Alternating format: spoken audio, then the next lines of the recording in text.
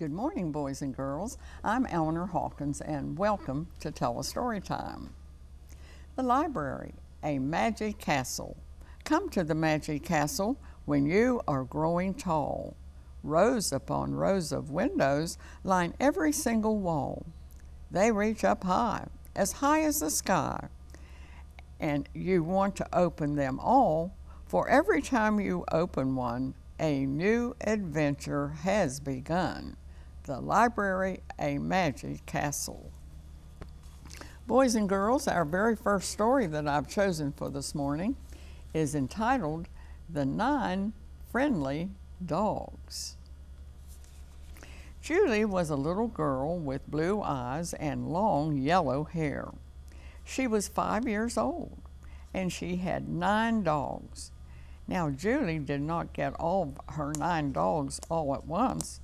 At first, she had only 1 dog, but Julie liked dogs, and dogs liked Julie. So one by one, stray dogs came to Julie's house. She fed them, and of course, they stayed. Julie's 9 dogs were different sizes and different colors, but all 9 of them had very long tails that stood straight up in the air. Every morning when Julie stepped out of the house, the 9 dogs were waiting for her. Sometimes Julie would go for a long walk through the tall grass in the meadow. Then all you could see was the top of Julie's yellow head moving through the tips of the tall grass, followed by the tails of the 9 dogs as they marched in a line behind her. Julie was learning her ABCs, so she named the 9 dogs after the first 9 letters in the alphabet: Archie, Bowser, Cookie, Dandy, Elmer, Francis, Growler, Happy, and Inky. Now it seems to me, said Julie's father one day as he watched the 9 dogs eating their 9 bowls of dog food, that 9 dogs are too many dogs for one family. Couldn't Julie get along with just 2? Julie's mother shook her head. 9 dogs might be too many for some families, she said, but they're not too many for Julie. She's perfectly happy the way things are. And as usual, Mother was right. Julie was very happy indeed. One day, Julie decided to pick a bouquet of wild flowers for Mother. So right after breakfast, she set off down the path toward the woods with the 9 dogs following along behind. Julie crossed the brook on stepping stones, and the 9 dogs carefully stepped on the stepping stones too. Julie found a big green bullfrog sitting on a moss-covered rock by the side of the brook. When the bullfrog saw Julie and the 9 dogs all lined up looking at him, he became frightened and jumped into the water. Julie saw a mother duck swimming down the stream, followed by her 5 baby ducklings. The little ducklings swam along in a line behind their mother, just as the 9 dogs walked behind Julie. Deeper and deeper into the woods went Julie and her 9 dogs. They saw squirrels scurrying through the trees, and rabbits playing in the grass, and bees humming among the wild flowers. And every time Julie saw a wild flower that was especially pretty, she added it to her bouquet. The golden morning hours went quickly by. Before long, the sun was high overhead, and it was time for lunch. But Julie was so pleased and excited about all the wonderful sights and sounds of the woods that she did not realize how late it was. And she did not realize either that she had lost her way. Back at home, Mother was getting worried. Lunchtime had come and gone, and Julie was not home.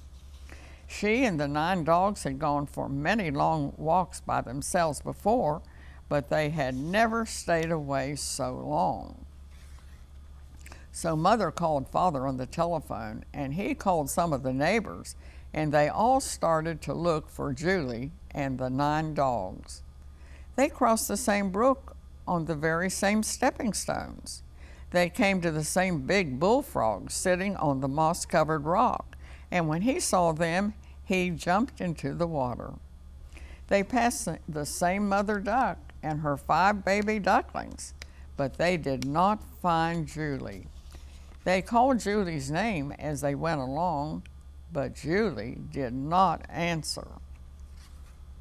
Suddenly, in the path ahead, Father saw the smallest of Julie's 9 dogs, whose name was Archie. The little dog barked and jumped up and down and started to run along the path. Father and all the men followed him until they came to a little patch of tall grass surrounded by big trees. And there, sticking up above the tips of the tall grass, they saw 8 dog tails in a circle. And in the middle of the circle of dog tails, they found Julie, fast asleep with a big bouquet of wildflowers held tightly in her arms. Father picked her up and carried her home, and the 9 dogs followed along behind. Now, the next day when Father came home from work, he brought a big package, and when he unwrapped it, there were 9 new white bowls. Each bowl had an initial on it: A for Archie, B for Bowser, C for Cookie, D for Dandy, E for Elmer, F for Fancy, G for Growler, H for Happy, and I for Inky. Everyone stood back on the back steps and watched the 9 dogs eat from their shiny new white bowls. "Oh, it's pretty nice," said Father, "to have 9 dogs." And that, boys and girls, is the story: the 9 friendly dogs. And now stay tuned, and we're going to read from our Big Do You Know book in just a moment.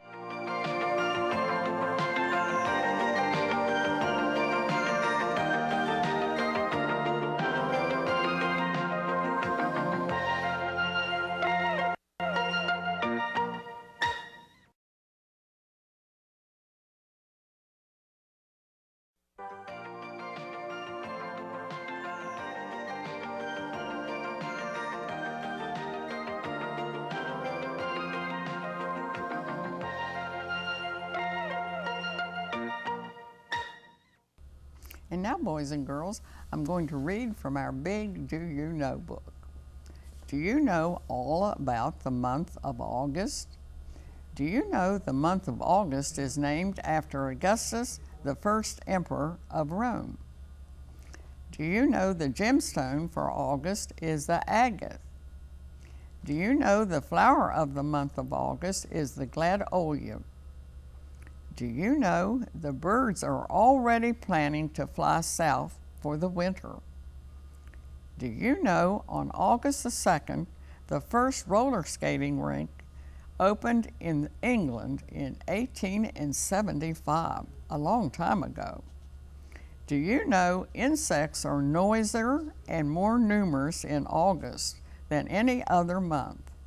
Now start listening for the beautiful sound of the locust. Do you know August is the best month for watching shooting stars? And you can start looking for them around August the 13th. Do you know on August the 2nd, 1909, the Lincoln penny was issued? Do you know the first Model T Ford, invented by Henry Ford, as the Tim Lizzie, was on sale for the first time in 1908. Do you know Thomas Edison invented the phonograph in August 1877? You know, boys and girls, reading can really be fun. I want to invite you to visit your public library, any of the libraries in the Craven, Pamlico, Carteret Regional Library System. Check out a very good book on your very own library card. And now stay tuned, and we'll be back with a story in just a moment.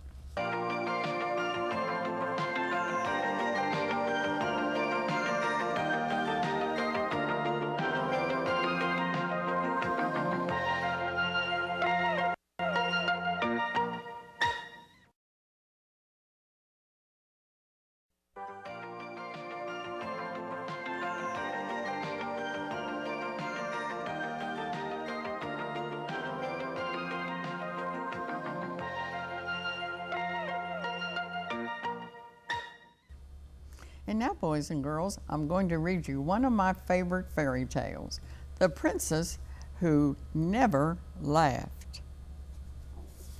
Once upon a time, in a castle made of marble and moonstone, there lived a lovely princess. She was the most beautiful princess who ever lived, and the gentlest, and the kindest, and the wisest too.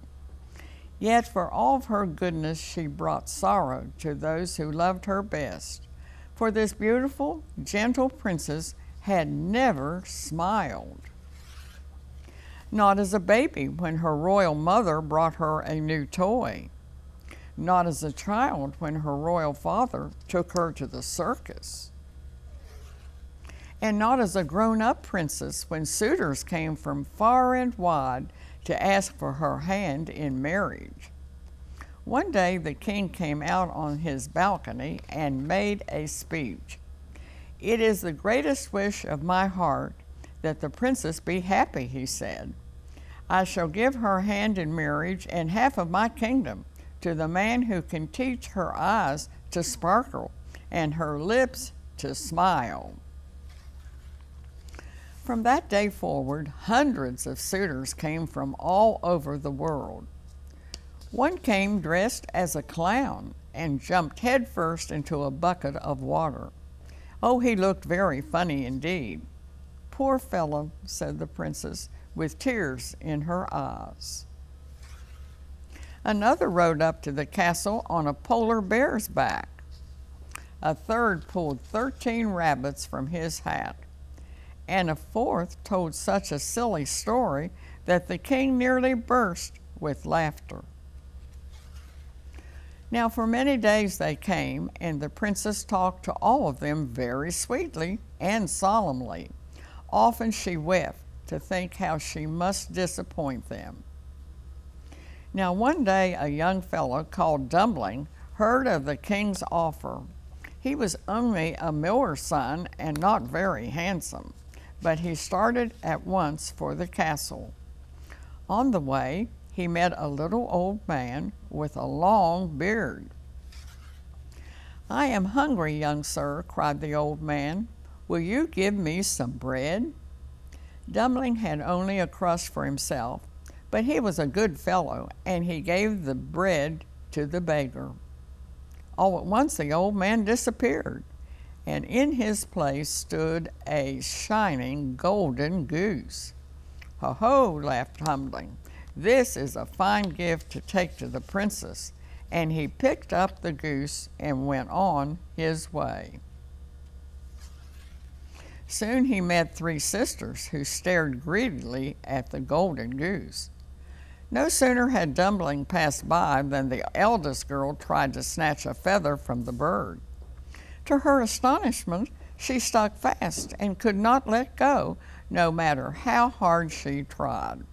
"Stop," cried the second girl, and she seized her sister's arm, whereupon she too was held fast.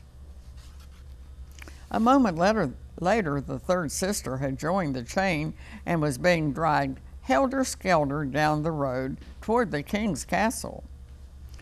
After a bit they met a parson. "Stop at once, you naughty girls," cried the old man, and he grasped the youngest sister's sleeve. And now, too, he was carried along. By the time Dumpling reached the castle, there were, besides the 3 sisters and the old parson, a butcher, a baker, a farmer, and the farmer's wife, all hopping and tumbling along behind the golden goose. Oh, they were the strangest looking parade in the whole world.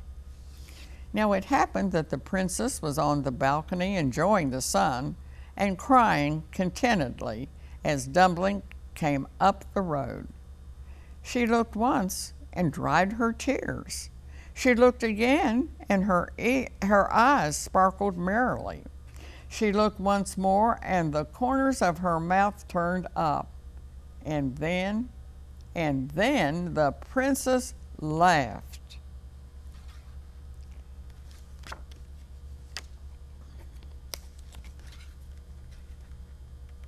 My pages are stuck together. she laughed, the boy has made her laugh, shouted the king, and he jumped up and down in delight. The princess laughed, the princess has laughed, shouted all the courtiers. I laughed, exclaimed the princess, and she did it again, just to be sure. Within a very few days, the king kept his promise, and a great wedding was held in the castle. Oh, music filled the air. Bells pealed across the land, and even the birds joined in a wedding song.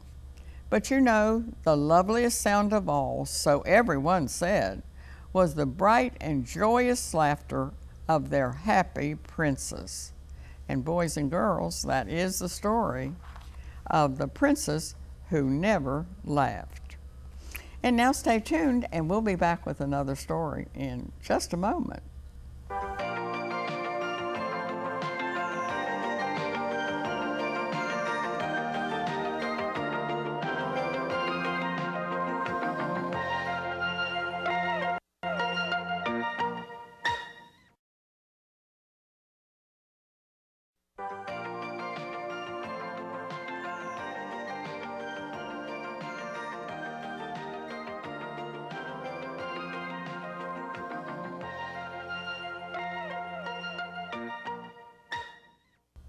And now, boys and girls, I'm going to read that old tongue twister entitled Henny Penny. One day, Henny Penny was picking up corn in the cornyard when whack, something hit her on top of the head. Goodness gracious me, said Henny Penny, the skies are falling. I must go and tell the king. So she went along and she went along till she met Cocky Locky. Where are you going? Asked Cocky Locky to Henny Penny. Oh, I'm going to tell the king the skies are falling, said Henny Penny. Well, may I come with you? Says Cocky Locky. Oh, certainly, said Henny Penny. So Henny Penny and Cocky Locky went to tell the king the sky was falling. They went along and they went along till they met Ducky Daddles. Where are you going? Says Ducky Daddles to Henny Penny and Cocky Locky. Oh, we're going to tell the king the skies are falling, said Henny Penny and Cocky Locky. May I come with you? Says Ducky Daddles. Oh, certainly, said Henny Penny and Cocky Locky. So Henny Penny, Cocky Locky, and Ducky Daddles went to tell the king the sky was falling. They went along and they went along till they met Goosey Poosey. Where are you going? Says Goosey Poosey to Henny Penny, Cocky Locky, and Ducky Daddles. Oh, we're going to tell the king the skies are falling, says Henny Penny, Cocky Locky, and Ducky Daddles. Well, may I come with you? Says Goosey Poosey. Oh, certainly, said Henny Penny, Cocky Locky, and Ducky Daddles. So Henny Penny, Cocky Locky, Ducky Daddles, and Goosey Poosey went to tell the king the sky was falling. They went along and they went along till they met Turkey Lurkey. Where are you going? Says Turkey Lurkey to Henny Penny, Cocky Locky, Ducky Daddles, and Goosey Poosey. Oh, we're going to tell the king the skies are falling, said Henny Penny, Cocky Locky, Ducky Daddles, and Goosey Poosey. Well, may I come with you? Says Turkey Lurkey. Oh, certainly, says Henny Penny, Cocky Locky, Ducky Daddles, and Goosey Poosey. So Henny Penny, Cocky Locky, Ducky Daddles, Goosey Poosey, and Turkey Lurkey went to tell the king the sky was falling. They went along and they went along till they met Foxy Woxy. Where are you going? Says Foxy Woxy to Henny Penny, Cocky Locky, Ducky Daddles, Goosey Poosey, and Turkey Lurkey. Well, we're going to tell the king the skies are falling, says Henny Penny, Cocky Locky, Ducky Daddles, Goosey Poosey, and Turkey Lurkey. Oh, but that is not the way to the king, said Foxy Woxy to Henny Penny, Cocky Locky, Ducky Daddles, Goosey Poosey, and Turkey Lurkey. I know the proper way. Shall I show you? Oh, certainly, says Henny Penny, Cocky Locky, Ducky Daddles, Goosey Poosey, and Turkey Lurkey. So Henny Penny, Cocky Locky, Ducky Daddles, Goosey Poosey, and Turkey Lurkey followed Foxy Woxy, and they all went to tell the king the sky was falling. They went along and they came and they went along and they went along and they went along till they came to a narrow and dark hole. Now this was the door of Foxy Woxy's cave. But Foxy Woxy said to Henny Penny, Cocky Locky, Ducky Daddles, Goosey Poosey, and Turkey Lurkey, "This is the short way to the king's palace. You will soon get there if you follow me. I will go first, and you come after." "Why, of course," said, "certainly without a doubt. Why not?" says Henny Penny, Cocky Locky, Ducky Daddles, Goosey Poosey, and Turkey Lurkey. So Foxy Woxy went into the cave. Now he didn't go far, but turned around to wait for Henny Penny, Cocky Locky, Ducky Daddles, Goosey Poosey, and Turkey Lurkey. Turkey Lurkey was the first to go into the dark hole of the cave. He had not gone far when whoop, Foxy Woxy snapped off Turkey Lurkey's head and threw the body over his shoulder. Then Goosey Poosey went in, and off went Goosey Poosey's head, and she was thrown beside Turkey Lurkey. And then Ducky Daddles waddled down. Off went Ducky Daddles' head, and he was thrown along Turkey Lurkey and Goosey Poosey. Then Cocky Locky strutted down to the cave. He had not gone far when went Foxy Woxy. But Cocky Locky will always crow whether you want him to or not. So he had just time for one big cock-a-doodle-doo before his head went off, and he was thrown along Turkey Lurkey, Goosey Poosey, and Ducky Daddles. Now when Henny Penny heard Cocky Locky crow, she said to herself, "My goodness, it must be dawn. Time for me to lay my egg." So Henny Penny turned right around and bustled off to her nest. And you know she never told the king that the sky was falling. And that, boys and girls, is the story, Henny Penny, an old favorite with new pictures. And now, boys and girls, I would like to read you the very last story which I've chosen, which is Old Mother Hubbard. Old Mother Hubbard went to the cupboard to get her poor dog a bone. But when she got there, the cupboard was bare, and so the poor dog had none. She went to the fishmonger's to buy him some fish, but when she came back, he was licking the dish. She went to the hatter's to buy him a hat, and when she came back, he was feeding the cat. She went to the barber's to buy him a wig, and when she came back, he was dancing a jig. She went to the fruiter's to buy him some fruit, and when she came back, he was playing a flute. She went to the tailor's to buy him a coat, and when she came back, he was riding a goat. She went to the cobbler's to buy him some shoes, and when she came back, he was reading the news.